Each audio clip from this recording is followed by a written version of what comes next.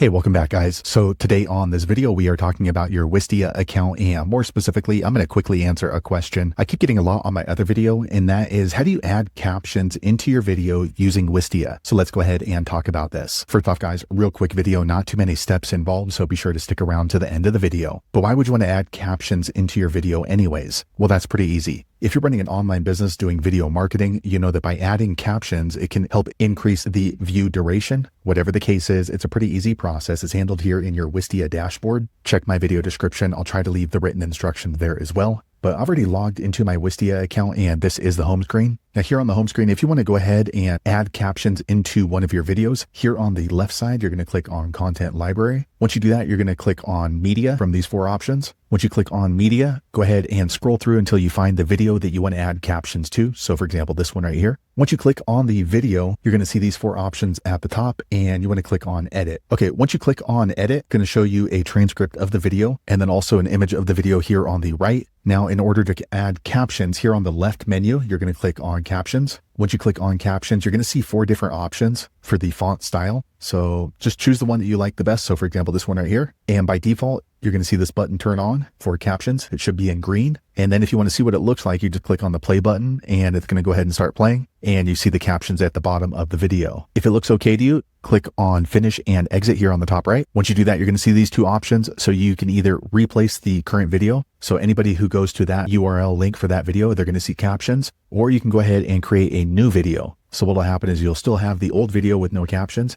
and you'll have a new link with a new video that has captions. So there you have it guys. If you're wondering how to add captions into one of your Wistia videos, that's the easiest way I know how to do it. If you know an easier way, be sure to leave a comment below. Let the rest of us know how you did it. Hopefully you found that video useful. If so, click thumbs up, or maybe consider subscribing to my channel, and I hope to see you on the next video. Thanks again for watching.